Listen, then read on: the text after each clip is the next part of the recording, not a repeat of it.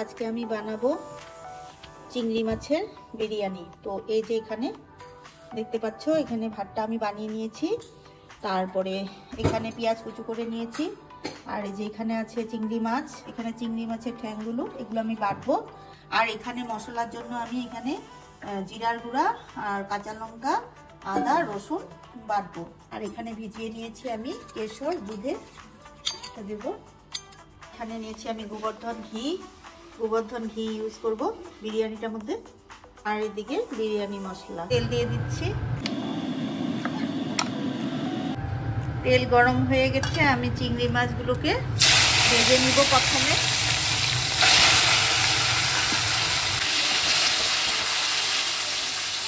তো বন্ধুরা, তোমরা কেমন আছো? তোমাদের হোলি কেমন কাটলো কালকে? তো ভীষণ বৃষ্টি, আমাদের এদিকে তো ভীষণ বৃষ্টি হয়েছে। তো আজকে আমি বানাবো চিংড়ি মাছ দিয়ে বিরিয়ানি। তো এই বিরিয়ানি করার জন্য আমি এখানে সব রেডি করে নিয়েছি আর তোমাদেরকে দেখাবো। মাছগুলো বেশি ভাজবো না, এবার আমি নামিয়ে ফেলবো।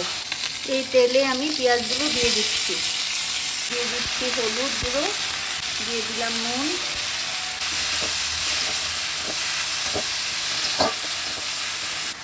তেল একটু কম হয়েছে, আমি সাদা তেল দিয়ে দিচ্ছি।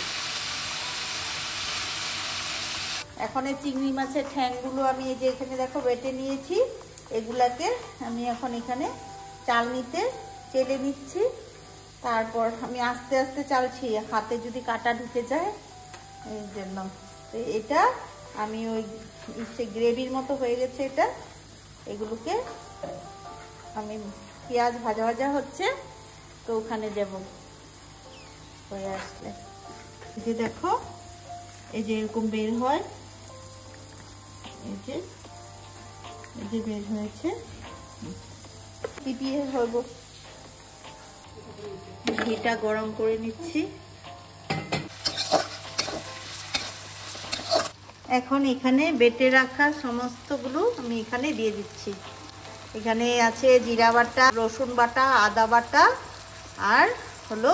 আর কাঁচা লঙ্কা বাটা। আমি ভাতে আগেই নুন দিয়ে দিয়েছি। এবারে এখন এখানে এই কেশরটা দিয়ে দিব, দুধ দিয়ে ভিজিয়েছিলাম। এখন এখানে ঘি দিয়ে দিচ্ছি।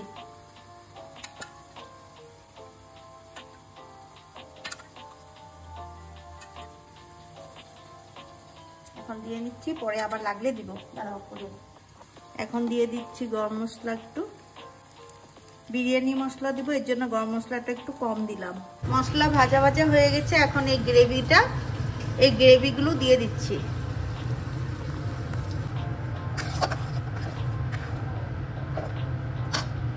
এখন এখানে দিয়ে দিচ্ছি বিরিয়ানি মশলা।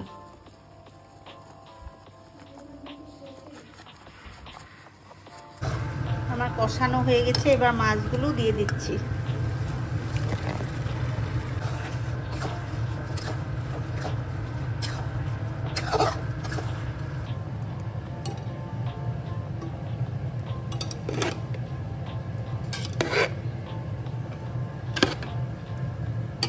চিংড়ি মাছের কারিটা হয়ে গেছে, এর উপর আমি একটু ঘি দিয়ে দিচ্ছি।